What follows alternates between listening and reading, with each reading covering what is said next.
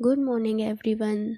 आज हम करेंगे वर्कशीट नंबर 98 और आज है दिनांक 2 नवंबर 2020। आज की वर्कशीट का सब्जेक्ट है हिंदी, जो कि आपकी पाठ्य पुस्तक रिमझिम पर आधारित है और यह वर्कशीट है क्लास 5th के लिए। यहाँ बच्चों आप अपना नाम लिख देंगे, यहाँ अपने टीचर का नाम। और आज की वर्कशीट है पाठ राग की रस्सी के बारे में। तो चलिए बच्चों शुरू करते हैं। पुनरावृत्ति कार्य पत्रिका। हम सब पाठ राग की रस्सी के बारे में पहले कई सारी वर्कशीट कर चुके हैं, तो ये वर्कशीट है उसका रिवीजन।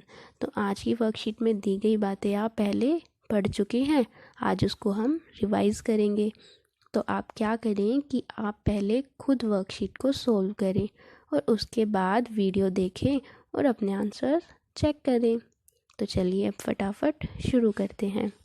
नमस्कार बच्चों, आप सभी ने पिछली कुछ कार्य पत्रिकाओं में कई बातें सीखी। आइए आगे बढ़ने से पहले एक बार कुछ बातों को दोहरा लें। प्रश्न नंबर 1, राग की रस्सी पाठ पर आधारित निम्नलिखित प्रश्नों के उत्तर अपनी कॉपी में लिखिए। तो आपको ये 4 प्रश्न अपनी कॉपी में करने हैं और इनके उत्तर ढूंढने हैं। तो पहला है, लोनपो गार लड़की से राग की रस्सी क्यों बनवाना चाहते थे। आपने पाठ पढ़ा और जाना कि लोनपो गार लड़की की चालाकी और समझदारी पर रखना चाहते थे, इसलिए उसे राग की रस्सी बनाने के लिए कहा। अगला प्रश्न है, राग की रस्सी बनाने के लिए उस लड़की ने क्या शर्त रखी थी।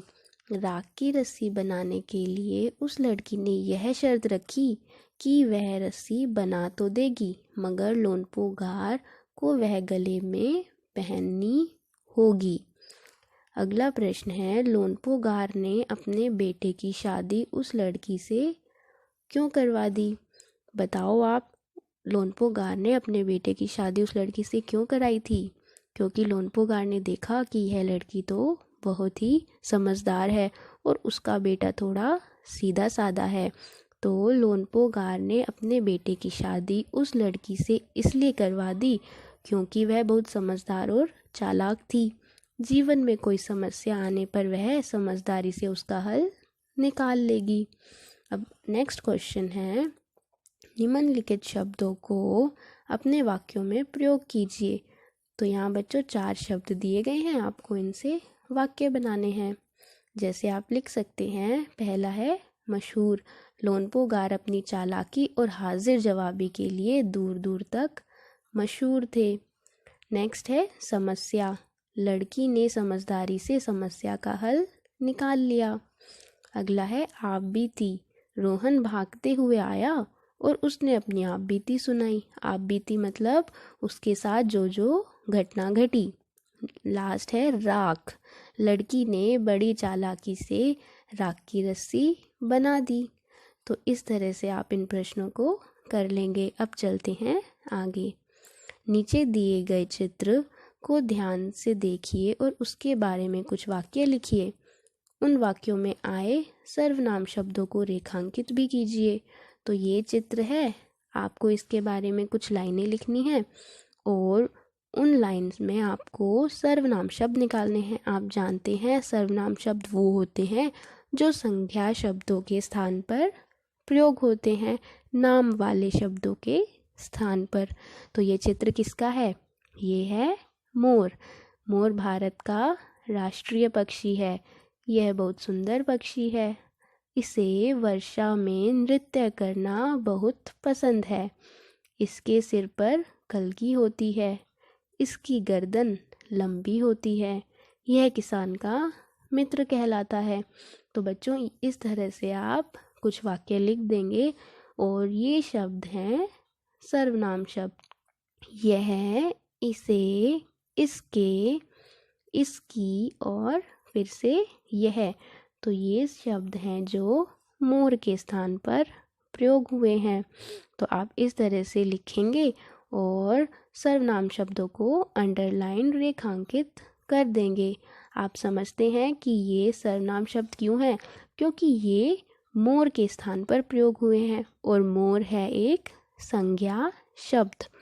अब करते हैं नेक्स्ट क्वेश्चन। नीचे दिए गए शब्दों के विलोम शब्द वर्ग पहेली में से ढूंढकर उसके सामने लिखिए।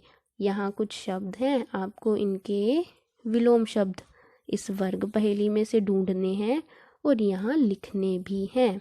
जैसे 2 आपको करके दिखाए गए हैं, मुश्किल का विलोम आसान, और ये है यहाँ पर दुखी का सुखी, ये यहाँ पर दिया गया है। अगला आपको करना है बेचना खरीदना, सबसे ऊपर वाली लाइन में आप देखेंगे खरीदना। अगला है समझदार, इसका विलोम होगा ना समझ, ये यहाँ पर है, आप खुद भी इनको ढूंढेंगे। अगला है पसंद, तो पसंद का विलोम ना पसंद, ये यहाँ पर है ना पसंद। अगला है संभव, इसका विलोम असंभव, ये यहाँ पर है। संभव मतलब जो कार्य कर सकते हैं और असंभव जो कार्य नहीं किया जा सकता। नेक्स्ट है बड़ा, इसका उल्टा या इसका विलोम क्या है छोटा, ये है यहाँ पर। तो इस तरह से बच्चों आप वर्ग पहेली में भी ढूंढेंगे और यहाँ भी लिखेंगे। अब चलते हैं आगे। बच्चों क्या आपको पता है राष्ट्रीय एकता दिवस के बारे में? क्या आप जानते हैं राष्ट्रीय एकता दिवस प्रतिवर्ष 31 अक्टूबर को मनाया जाता है। क्यों मनाया जाता है? राष्ट्रीय एकता दिवस सरदार वल्लभ भाई पटेल की जयंती पर मनाया जाता है।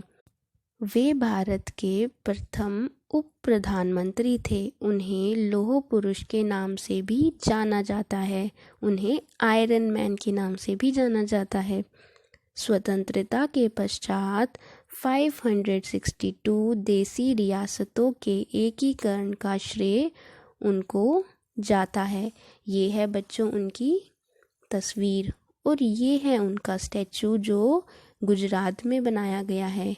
क्या आप जानते हैं यह पूरी दुनिया का सबसे लंबा स्टैचू है जिसे स्टैचू ऑफ यूनिटी कहा जाता है। भारत विविधताओं का देश है। यहाँ की संस्कृति बहुत समृद्ध है। भाषाई, क्षेत्रीय और धार्मिक विविधताओं के बावजूद भारत के सभी लोग एकता के सूत्र में बंधे हुए हैं। आप जानते हैं हमारे देश में अलग अलग भाषा बोलने वाले लोग, अलग अलग पहनावा पहनने वाले लोग हैं, लेकिन बच्चों फिर भी हम सब एक साथ हैं, एकता के सूत्र में बंधे हुए हैं और इसका श्रेय सरदार वल्लभ भाई पटेल को जाता है। उन्होंने स्वतंत्रता के बाद हमारे भारत देश के लोगों को एक साथ किया, उनका एकीकरण किया।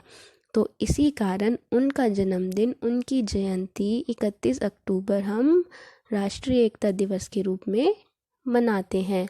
तो बच्चों यहाँ एक गीत भी दिया गया है, आप इसे सुनेंगे। अभी हम इसे पढ़ लेते हैं और मैं डिस्क्रिप्शन बॉक्स में एक लिंक भी डाल दूँगी, वहाँ से आप इसे सुने और गाएं भी।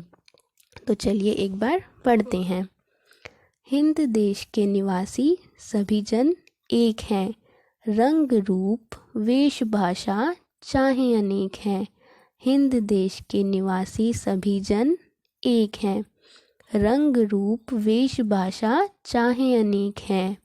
बेला गुलाब जूही चंपा चमेली, बेला गुलाब जूही चंपा चमेली, प्यारे प्यारे फूल गूथे माला में एक हैं। प्यारे प्यारे फूल गूथे माला में एक हैं। हिंद देश के निवासी सभी जन एक हैं, रंग रूप वेश भाषा चाहे अनेक है। तो बच्चों आप सब भी इस चीज़ को याद रखेंगे कि 31 अक्टूबर को राष्ट्रीय एकता दिवस मनाया जाता है। कोविड के संदर्भ में उचित व्यवहार संबंधी संदेश, अपने हाथों को साबुन व पानी से नियमित रूप से धोएं। तो मैं जानती हूँ आप सब बच्चे इस बात का ध्यान रख रहे होंगे, अपने आसपास सफाई भी रखते होंगे और समय समय पर अपने हाथों को साबुन में पानी से धो भी रहे होंगे।